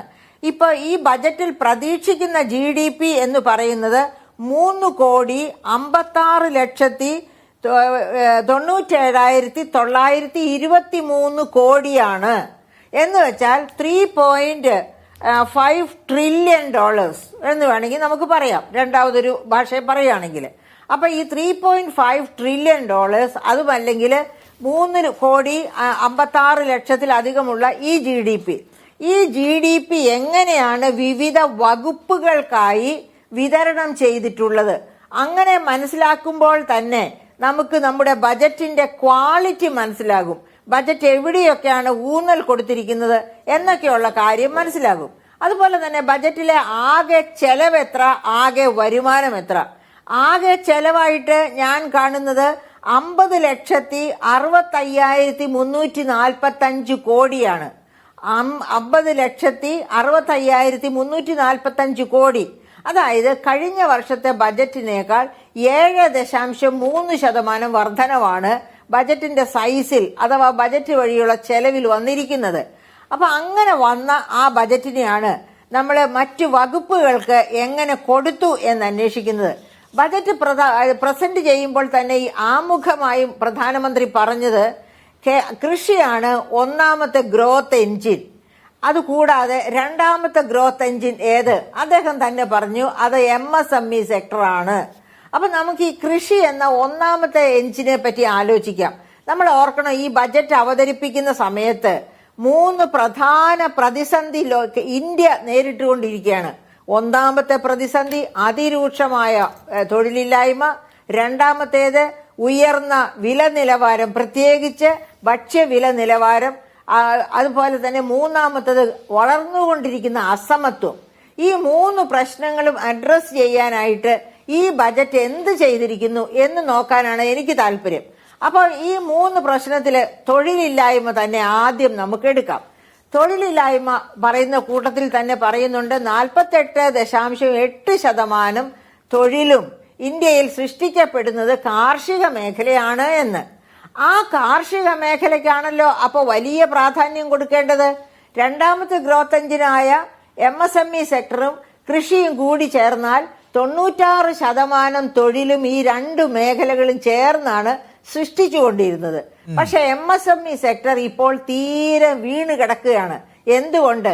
നമുക്കറിയാം, ഡിമോണിറ്റൈസേഷനെ തുടർന്നുള്ള കാലഘട്ടത്തിൽ ആ ഒറ്റ പ്രതിസന്ധി കൊണ്ട് തന്നെ നമ്മുടെ MSME സെക്ടർ പാരലൈസ്ഡ് ആയിരുന്നു. അവിടെ നിന്ന് പതുക്കെ പൊങ്ങി വരുമ്പോഴേക്കാണ് മറ്റേ കോവിഡ് മഹാമാരി വരുന്നത്. അപ്പൊ ഇപ്പോഴും നമുക്ക് നമ്മുടെ MSME സെക്ടറിനെ പുനരുദ്ധരിപ്പിച്ചു കൊണ്ടുവരാൻ പറ്റിയിട്ടില്ല. അതിനൊരു പ്രധാനപ്പെട്ട കാരണമായിട്ട് ഞാൻ കാണുന്നത് ഇന്ത്യയുടെ ഫോറിൻ ഡയറക്റ്റ് ഇൻവെസ്റ്റ്മെന്റ് പോളിസിയിലെ വീഴ്ചയാണ്. ആ പോളിസിയിലെ വീഴ്ച എന്താണ്? റീറ്റെയിൽ ട്രേഡ് തുറന്നു കൊടുത്തു വിദേശ വ്യാപാരികൾക്ക്. റീറ്റെയിൽ ട്രേഡ് ഇന്ത്യക്കകത്തെ നമുക്കറിയാം, ആമസോണും ഫ്ലിപ്കാർട്ടും ഒക്കെ മറ്റ് രാജ്യങ്ങളിൽ ഉൽപ്പാദിപ്പിക്കുന്ന ഉൽപ്പന്നങ്ങൾ, അതായത് ചൈനയിലുള്ളതാകട്ടെ മറ്റ് രാജ്യങ്ങളിലുള്ളതാകട്ടെ ഉൽപ്പന്നങ്ങൾ ഇവിടെ കൊണ്ടുവന്ന് ഉയർന്ന വിലയ്ക്ക് വിൽക്കുന്നു. അപ്പൊ എന്താണ് സംഭവിക്കുക? ഇന്ത്യയിലെ MSME സെക്ടർ, തൊഴിൽ നൽകുന്ന ആ പ്രധാനപ്പെട്ട സെക്ടർ ഉൽപ്പാദിപ്പിക്കുന്ന ഉൽപ്പന്നങ്ങൾ ഇവിടെ വിറ്റഴിക്കപ്പെടുകയില്ല. അപ്പൊ അതിന് പരിഹാരമായിട്ട് ഒന്നാമത് വേണ്ടിയിരുന്നത്, ഈ ബജറ്റിൽ കൊണ്ടുവരേണ്ടിയിരുന്നത്, വിദേശ കമ്പനികൾ ഇവിടെ വരട്ടെ, വിൽക്കട്ടെ, പക്ഷെ അവർ ഇവിടെ നിന്ന് തന്നെ വാങ്ങണം. ഇവിടുത്തെ വിപണിയിൽ ഉൽപ്പാദിപ്പിക്കപ്പെടുന്ന ഉൽപ്പന്നങ്ങൾ തന്നെ വാങ്ങി ഇവിടുത്തെ വിപണി അവർ കൈകാര്യം ചെയ്യട്ടെ. അങ്ങനെയുള്ള ഒരു നിബന്ധന ഈ ബജറ്റിൽ കാണുന്നില്ല. ഒരു പക്ഷെ ആരും പറഞ്ഞു കൊടുക്കാത്തതാണോ? ആയിരിക്കാനിടയില്ല. ഞാൻ തന്നെ നിർമ്മല സീതാരാമന് ഇത്തരം സജഷൻസ് കൊടുത്ത് ഒരു നോട്ട് കൊടുത്തിരുന്നു. അത് പ്രൊഫസർ KV തോമസ് വഴിയും കൊടുത്തിരുന്നു. അപ്പൊ തീർച്ചയായിട്ടും നിർമ്മല സീതാരാമന്റെ മുൻപിൽ അത് എത്തിക്കാണും. പക്ഷെ അവരുടെ ഫോറിൻ ഡയറക്റ്റ് ഇൻവെസ്റ്റ്മെന്റ് പോളിസി എന്ന് പറയുന്ന വികലമായ പോളിസി, അത് മാത്രമേ എനിക്ക് അതിനെപ്പറ്റി സർവതലസ്പർശിയായ വികസനം എന്ന ആശയത്തെ എന്തുമാത്രം റെപ്രസെന്റ് ചെയ്തിട്ടുണ്ട് എന്ന ക്വസ്റ്റ്യൻ ഉന്നയിക്കൂടിയാണ് താങ്കൾ. ഞാനൊരു ബ്രേക്ക് എടുക്കുന്നു, സമയം അല്പം കടന്നു പോയതുകൊണ്ടാണ് വേഗം തിരിച്ചു. ചർച്ചയിലേക്ക് വീണ്ടും K. സോമൻ. ഇപ്പോൾ സാമ്പത്തികമായി പിന്നോക്കം നിൽക്കുന്ന ഒരു സംസ്ഥാനമല്ല, സാമൂഹ്യ സൂചികകൾ പിന്നോക്കം നിൽക്കുന്ന സംസ്ഥാനമല്ല കേരളം. അതുകൊണ്ട് കേരളത്തിന് ആ നിലയ്ക്കുള്ള സഹായം ബീഹാറിന് കൊടുക്കുന്നത് പോലെ വേണ്ടതില്ല എന്ന ഒരു ന്യായം പറയുന്നു ഇപ്പോൾ കേന്ദ്രമന്ത്രിയായ ജോർജ് കുര്യൻ. അങ്ങനെയെങ്കിൽ വികാസം പ്രാപിച്ച സംസ്ഥാനത്തിന് നൽകേണ്ട വലിയ പദ്ധതികളുണ്ടല്ലോ, അവ എവിടെ എന്ന ചോദ്യം ചോദിക്കും. അതിന് നമ്മുടെ മുമ്പിൽ നിരാശയാണ്. വിഴിഞ്ഞത്തിനുള്ള സഹായം എവിടെ? അല്ലെങ്കിൽ ഈ പറയുന്ന പോലെ എയിംസ് എവിടെ? നമ്മൾ ഏറ്റെടുത്ത ഭൂമിയുടെ പാതി പോലും ഏറ്റെടുക്കാത്ത ഉത്തരേന്ത്യൻ സംസ്ഥാനങ്ങൾക്ക് എയിംസ് കൊടുത്തിരിക്കുന്നു, 1ഉം 2ഉം ഒക്കെ. നമുക്ക് മാത്രം എയിംസ് ഇല്ല, നമുക്ക് മാത്രം വൻകിട പദ്ധതികളുമില്ല. അടിസ്ഥാന സൗകര്യ വികസനം, അല്ലെങ്കിൽ അടിസ്ഥാന സൗകര്യമല്ല, അടിസ്ഥാന ജനവിഭാഗങ്ങൾക്ക് കിട്ടേണ്ട സഹായങ്ങൾ, ഈ പോലെയുള്ള കാര്യങ്ങൾക്കകത്തും നമ്മുടെ കാര്യത്തിൽ ഇൻവെസ്റ്റ്മെന്റ് ഇല്ല. സമ്പൂർണ്ണമായ അവഗണന സ്വീകരിക്കുന്നതിന് പിന്നിൽ രാഷ്ട്രീയമല്ലാതെ മറ്റെന്തായിരിക്കും എന്ന് സ്വാഭാവികമായും മലയാളി ചിന്തിക്കില്ലേ സോമൻ?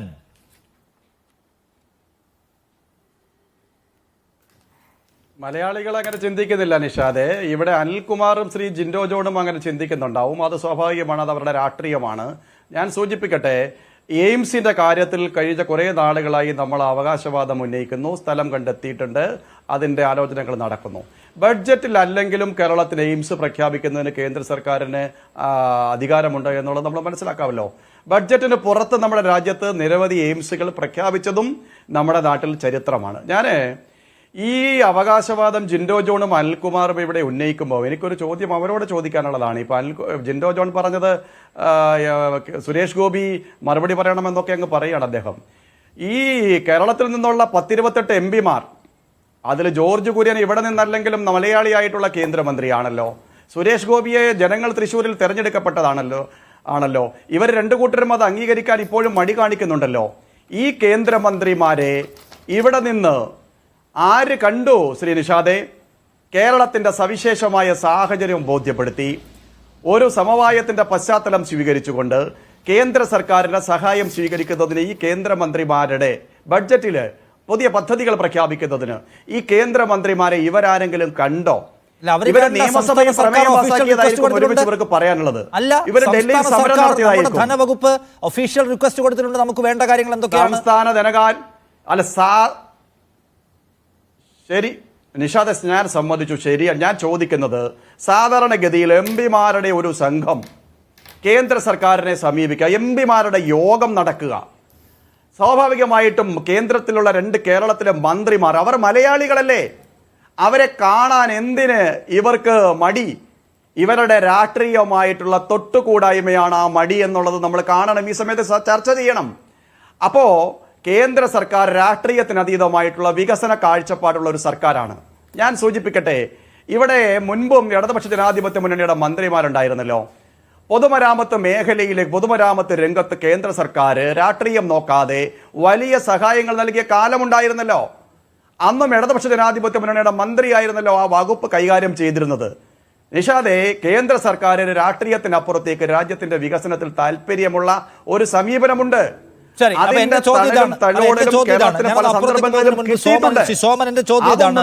നമ്മൾ ഈ പാനലിൽ ഇരുന്നു കൊണ്ട് മറ്റെല്ലാവരും പറയുന്നു കേരളത്തിന്റെ ആവശ്യങ്ങൾ എന്തൊക്കെയാണെന്ന കാര്യത്തിൽ പൊതു അഭിപ്രായം എല്ലാവർക്കും ഉണ്ട്. നമുക്ക് വേണമെങ്കിൽ എയിംസ് തരാവുന്നതാണ്, നമുക്ക് വിഴിഞ്ഞത്തിന് പൈസ തരാവുന്നതാണ്, നമുക്ക് അനിമൽ ഹ്യൂമൻ കോൺഫ്ലിക്റ്റിന് പൈസ തരാവുന്നതാണ്, നമ്മുടെ സാമ്പത്തിക പ്രതിസന്ധി പരിഹരിക്കാൻ നമുക്ക് കുറച്ചുകൂടെ ഒരു ഫ്രീ ആയിട്ടുള്ള ഫണ്ട് ഫ്ലോ സംവിധാനം ഏർപ്പാടാക്കാം, ഇതൊക്കെ എല്ലാവരും പറയുന്നു.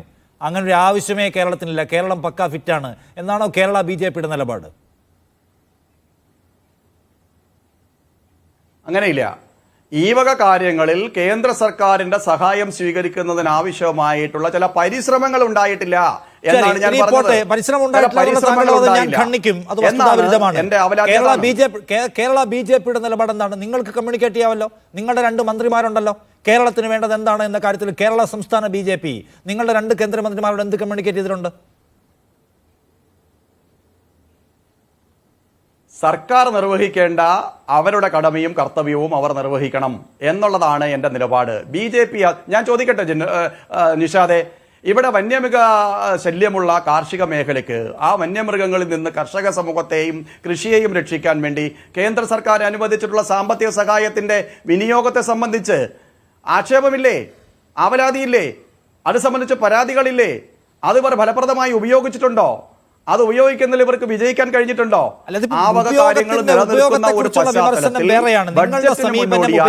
മറ്റെല്ലാ സംസ്ഥാനങ്ങളും ശരിയാവണ്ണം ഉപയോഗിച്ചിട്ടാണോ പൈസ കൊടുക്കുന്നത്?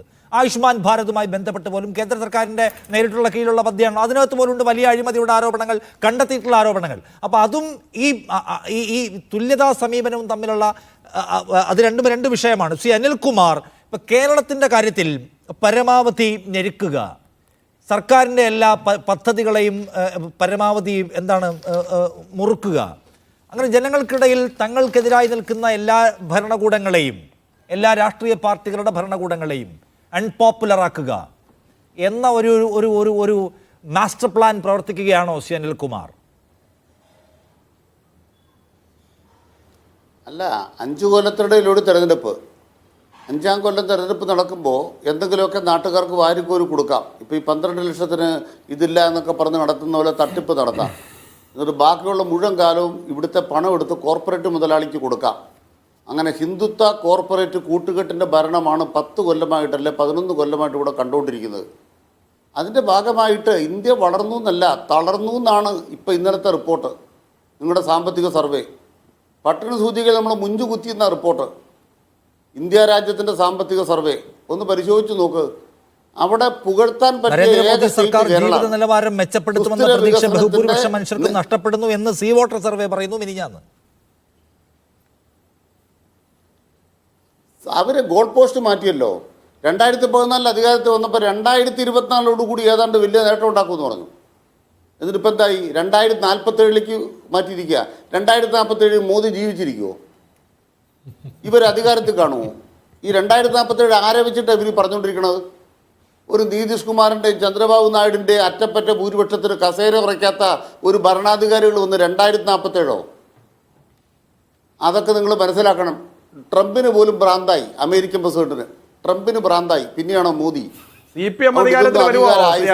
അഹങ്കാരമൊക്കെ കൈവച്ചേക്കണം. CPM അധികാരത്തിൽ വരുമോ? CPM ഒക്കെ ഇടതുപക്ഷത്തിന് സ്വാധീനമുള്ള ഒരു സർക്കാർ വരുമോ? ശ്രീ അനിൽകുമാറെ, CPM മാത്രമല്ല, ലോകത്തെ വരും. ആഫ്റ്റർ നെഹ്റു EMS എന്ന് വിളിച്ചു പറഞ്ഞപ്പോ ഞാൻ ഇടപെടുകയല്ല, ശ്രീ അനിൽകുമാർ, ഞാൻ ഇടപെടുകയല്ല. പറയട്ടെ, എന്റെ സമയത്ത്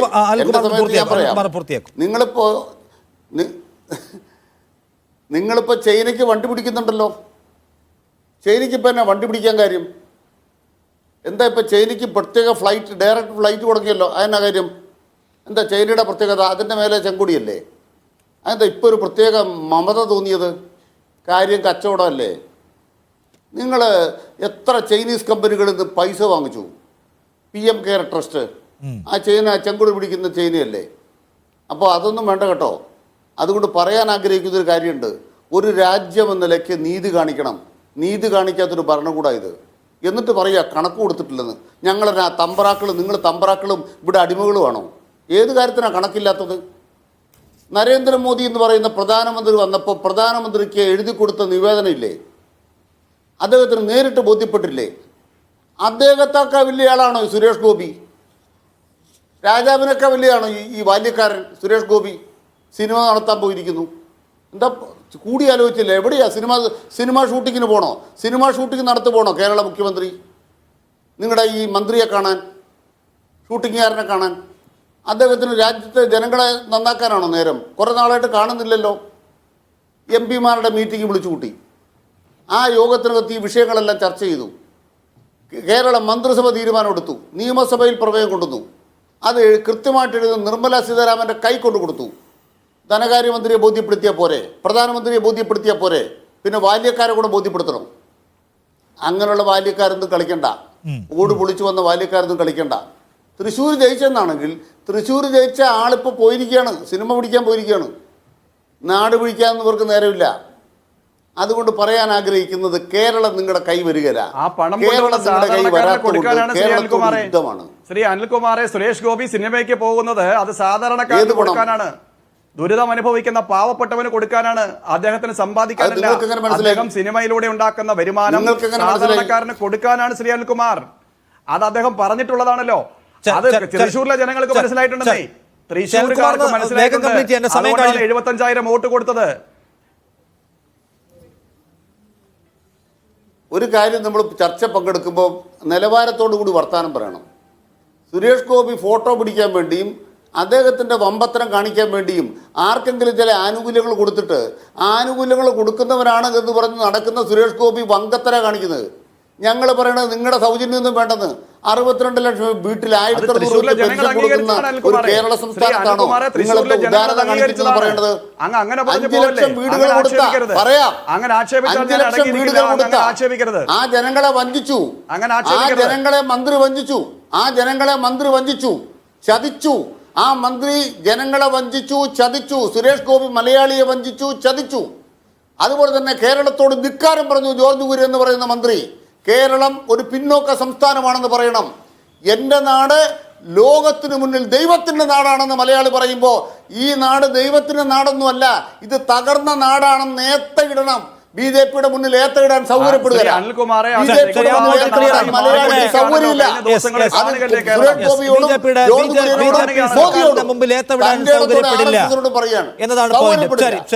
ജിൻഡോ ജോൺ, കാണൂ, ഇത് നിരന്തരമായ അവഗണന, നമ്മുടെ ജെന്യുവിൻ ഇഷ്യൂസിനെ പോലും പരിഗണിക്കാതിരിക്കുക. മറ്റെല്ലാ സംസ്ഥാനങ്ങൾക്കും സഹായം കൊടുക്കുമ്പോൾ നമ്മളോട് സാങ്കേതികത്വം പറഞ്ഞും പറയാതെയും നമ്മളെ നിരന്തരമായി നിരാകരിക്കുക, നീതി നീട്ടിവെക്കുക, ഇത് ഒരു ജോയിന്റ് പ്രൊട്ടസ്റ്റ് ആവശ്യമുള്ള മേഖലയല്ലേ? നിങ്ങളെല്ലായ്പ്പോഴും ഈ കോസിനോട് ഒരേ വാശിയിൽ നിൽക്കുന്നത് കാണുന്നില്ലല്ലോ ജിൻഡോ. അങ്ങനെ പോയാൽ കേരളത്തെ സംബന്ധിച്ച് കേരളത്തിൻ്റെ താല്പര്യങ്ങൾ ഹനിക്കപ്പെടുമെന്നത് ഉറപ്പാണ്.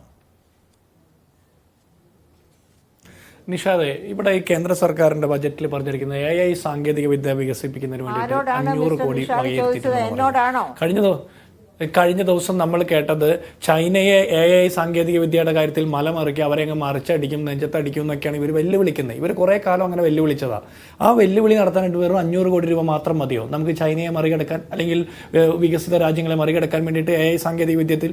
അപ്പോൾ അങ്ങനെയുള്ള കുറേ ഗിമ്മിക്കുകളാണ് നടത്തുന്നത്. ഞാൻ ചോദിക്കട്ടെ, ഈ ബജറ്റിൽ പ്രത്യേകമായിട്ട് പട്ടികജാതി പട്ടികവർഗ വിഭാഗത്തിൽപ്പെട്ട ആളുകളുടെ ഉന്നമനത്തിന് വേണ്ടി എന്തൊക്കെയാണ് പ്രോജക്റ്റുകൾ, എത്ര രൂപയാണ് അതിനുവേണ്ടി ചെലവഴിക്കാൻ പോകുന്നത് എന്നൊരു കാഴ്ചപ്പാട് കാണുന്നില്ല. ന്യൂനപക്ഷങ്ങൾക്ക് വേണ്ടിയിട്ട്, സ്ത്രീകൾക്ക് വേണ്ടിയിട്ട്, യുവാക്കൾക്ക് വേണ്ടിയിട്ട്, അല്ലെങ്കിൽ വിദ്യാർത്ഥികൾക്ക് വേണ്ടിയിട്ട്, ഇങ്ങനെ ഓരോ സെക്ടർ വൈസ് ഇതിന്റെ പ്രോജക്റ്റ് എങ്ങനെയാണ്, ഏതൊക്കെ പ്രോജക്റ്റിലാണ്, എത്ര കോടി രൂപയാണ് വകയിരുത്തുന്നത് എന്നൊക്കെ കാണുമ്പോഴാണ് നമുക്ക് അത്ഭുതം തോന്നുന്നത്. ഇത് വെറുതെ ആളെ പറ്റിക്കാൻ വേണ്ടിയിട്ടുള്ള പരിപാടിയാണ്. അതിനപ്പുറത്ത് വിലക്കയറ്റം, അൺഎംപ്ലോയ്മെന്റ് പോലെയുള്ള വിഷയങ്ങളെ അഡ്രസ്സ് ചെയ്യുന്നില്ല എന്ന കാര്യമൊക്കെ നമ്മൾ നേരത്തെ പറഞ്ഞുപോയി. ഞാൻ ഒരു കാര്യം ചോദിക്കട്ടെ, ഇവർ പറയുന്നത് എന്താ, ഇത് രാജ്യത്തിന് വേണ്ടിയിട്ടുള്ള ബഡ്ജറ്റാണെന്നാണ് BJPയുടെ പ്രതിനിധി ആദ്യഘട്ടത്തിൽ പറഞ്ഞത്. ഞാൻ ചോദിക്കുന്നത്, രാജ്യത്തിന് വേണ്ടിയിട്ടുള്ള ബഡ്ജറ്റിൽ കേരളം പെടില്ലേ? എനിക്കൊരു സംശയമുണ്ട്. കാരണം ഒരു രാജ്യം ഒറ്റ തെരഞ്ഞെടുപ്പ് എന്ന് പറഞ്ഞ് നിങ്ങൾ ഏതൊക്കെ പോക്കർത്തരം കാണിക്കാൻ വരുന്നുണ്ട്. അതുപോലെ തന്നെ നിങ്ങൾ ഈ രാജ്യത്തുള്ള മുഴുവൻ ആളുകൾക്കും ഒരു സിവിൽ കോഡ് വേണമെന്ന് പറയുന്നു. അപ്പോൾ ഈ രാജ്യത്തുള്ള മുഴുവൻ ആളുകളെ ഒരേപോലെ കാണുന്ന സിവിൽ കോഡ് വേണമെന്ന് നിങ്ങൾ പറയുന്ന ആളുകൾ ഈ രാജ്യത്തെ മുഴുവൻ സംസ്ഥാനങ്ങളെ ഒരേ രീതിയിൽ എന്താ പരിഗണിക്കാത്തത്? പല സംസ്ഥാനങ്ങളുടെ വളർച്ചാ നിരക്ക് പല രീതിയിലായിരിക്കും. പക്ഷേ അങ്ങനെയാണെങ്കിൽ മറ്റ് പല കാര്യങ്ങളിലും കേരളത്തെ പരിഗണിക്കണമല്ലോ. ഇപ്പോൾ വയനാട് നിങ്ങൾ പരിഗണിച്ചില്ല, വിഴിഞ്ഞം നിങ്ങൾ പരിഗണിച്ചില്ല, എയിംസ് നിങ്ങൾ പരിഗണിച്ചില്ല. ഇങ്ങനെ പല കാര്യത്തിലും കേരളത്തിന് അവഗണന, കേരളത്തിന് കിട്ടേണ്ടതായിട്ടുള്ള പല ഫണ്ടുകളും കിട്ടാതെ വരുന്നു. അങ്ങനെ നോക്കുമ്പോൾ ഒരു രാജ്യം ഒറ്റ തെരഞ്ഞെടുപ്പിന് വേണ്ടി പോകുന്ന BJP ഈ രാജ്യത്തെ മുഴുവൻ സംസ്ഥാനങ്ങളെ ഒരേപോലെ കാണുന്നില്ല. തെരഞ്ഞെടുപ്പ് നടക്കുന്ന സംസ്ഥാനങ്ങളെ മാത്രമേ നിങ്ങൾ കാണുന്നുള്ളൂ. അതുകൊണ്ടാണ് ബീഹാറിന് പ്രത്യേക പാക്കേജ് പ്രഖ്യാപിക്കുന്നത്. ഒരു കാര്യം കൂടി പറയട്ടെ, അദ്ദേഹം പറഞ്ഞത് കേന്ദ്രമന്ത്രിമാരെ പോയി കാണണമെന്ന്. കേരളത്തിലെ MP-മാരെ തെരഞ്ഞെടുത്തിരിക്കുന്നത് ഈ സുരേഷ് ഗോപിയുടെ കാല് തൊട്ട് തൊഴുകാൻ പോകാനല്ല. അത് മാത്രമല്ല, ആ സുരേഷ് ഗോപിയോട് സംസാരിക്കാൻ പോകുമ്പോൾ അദ്ദേഹം വീട്ടിൽ നിന്നാണ് വന്നത്, അദ്ദേഹം സിനിമാ സെറ്റിൽ നിന്നാണ് വന്നത് എന്നൊക്കെ നമ്മൾ അറിയണ്ടേ? അദ്ദേഹം എവിടെ നിന്ന് വന്നു എന്നറിഞ്ഞിട്ട് വേണം നമുക്ക് അദ്ദേഹത്തോട് ചോദിക്കാൻ. അപ്പോൾ സുരേഷ് ഗോപിയുടെ കാല് തൊട്ട് തൊഴുവാനല്ല കേരളത്തിലെ MP-മാരെ തെരഞ്ഞെടുത്തിട്ടുള്ളത്. അവർ ഇടതായിക്കോട്ടെ, കോൺഗ്രസ് ആയിക്കോട്ടെ, ഏത് വിഭാഗത്തിൽപ്പെട്ടവരായിട്ട് കേരളത്തിൽ നിന്നുള്ള MP-മാർ, കേരളത്തിന്റെ ഗവൺമെന്റ്, ഇവരെല്ലാവരും രാഷ്ട്രീയ വ്യത്യാസമല്ല, രാഷ്ട്രീയ വ്യത്യാസം എന്നെ എല്ലാവരും പോയി കേന്ദ്ര സർക്കാരിനെ ബോധിപ്പിച്ചിട്ടുണ്ട്. അപ്പൊ ഞാൻ അനിൽകുമാർ പറഞ്ഞ വാചകം തന്നെ കടമെടുക്കുക. കേന്ദ്ര ധനകാര്യ മന്ത്രിയാൻ, പ്രധാനമന്ത്രിയാൻ കേന്ദ്ര സർക്കാരിനെ ധരിപ്പിച്ച കാര്യം ഇനി സുരേഷ് ഗോപിയെ സെപ്പറേറ്റ് ധരിപ്പിക്കണമെന്നൊക്കെ പറഞ്ഞാൽ അത് നിങ്ങൾ BJP ഓഫീസിൽ പോയി പറഞ്ഞാൽ മതി. ഇനി ഒരു കാര്യം, ഈ ദുരിതബാധിതർക്ക് ചികിത്സ കൊടുക്കാൻ, സഹായം കൊടുക്കാൻ വേണ്ടിയിട്ട് സുരേഷ് ഗോപി സിനിമയിൽ അഭിനയിക്കുന്നു. ഞങ്ങൾക്ക് സുരേഷ് ഗോപി സിനിമയിൽ അഭിനയിച്ചുകൊണ്ടല്ല ദുരിതബാധിതർക്ക് സഹായം കിട്ടേണ്ടത്. കേന്ദ്ര സർക്കാർ പ്രഖ്യാപിക്കുന്ന ബഡ്ജറ്റിലൂടെ വേണം. കേന്ദ്ര സർക്കാർ പ്രഖ്യാപിച്ച ബഡ്ജറ്റിലൂടെ വേണം കേരളത്തിലുള്ള സാധാരണക്കാർക്ക് പാക്കേജ് കൊടുക്കാൻ. കേന്ദ്ര സർക്കാർ പാക്കേജ് പ്രഖ്യാപിക്കുന്നത് ബഡ്ജറ്റിലൂടെ വേണം. അല്ലാതെ സുരേഷ് ഗോപി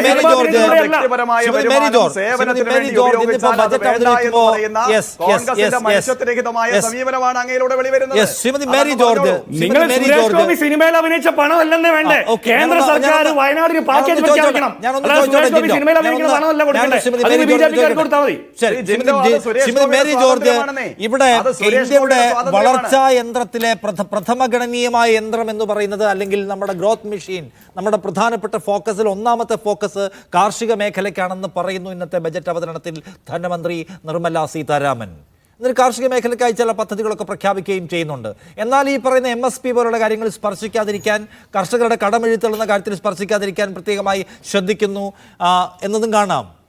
അപ്പോൾ ഒന്നാമത്തെ ഗ്രോത്ത് മെഷീൻ എന്ന് പറയുന്നത്, അല്ലെങ്കിൽ ഫോക്കസ് ഏരിയ കാർഷിക മേഖലയാണെന്ന് പറയുന്ന ഭരണകൂടം, അതിൽ വിഭാവന ശേഷിയോടെ എന്തുമാത്രം ഈ ബജറ്റിൽ ഇടപെട്ടിട്ടുണ്ടെന്നാണ് താങ്കൾക്ക് തോന്നുന്നത്?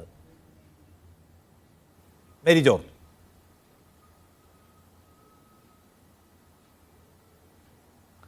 എന്നോടാണോ ചോദിച്ചത് മിസ്റ്റർ? എന്നോടാണോ?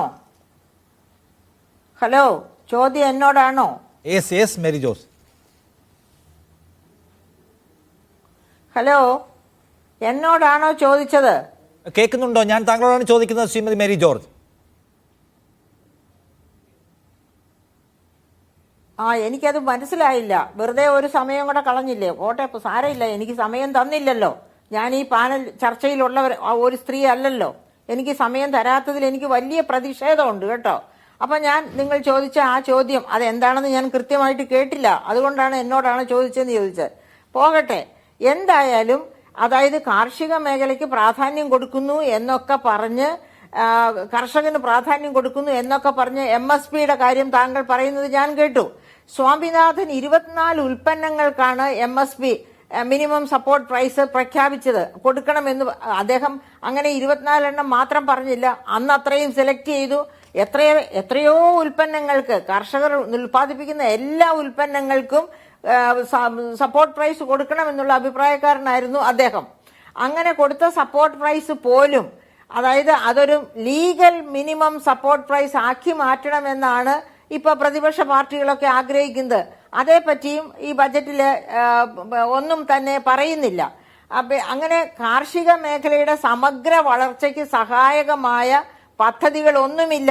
അതായത് ഈ ഇവിടുത്തെ നേരത്തെ ആരോ അവിടെ സൂചിപ്പിച്ചു, മനുഷ്യ വന്യമൃഗ സംഘർഷം അത് ഒഴിവാക്കാൻ വേണ്ടി തൊഴിലുറപ്പ് പദ്ധതിക്കാരെ ഉപയോഗിച്ച് കാര്യങ്ങൾ ചെയ്യേണ്ടത്, അതായത് കോൺക്രീറ്റ് ട്രഞ്ച് നിർമ്മിക്കുക, അതുപോലെ തന്നെ ഗുണ്ടൽപെട്ട് മോഡൽ മതിലുകൾ കെട്ടുക, അങ്ങനെ കുറേ നിർദ്ദേശങ്ങൾ വയനാട് ജില്ലക്കാരിയായ ഞാൻ തന്നെ നിർമ്മല സീതാരാമൻ എഴുതി അയച്ചിരുന്നു.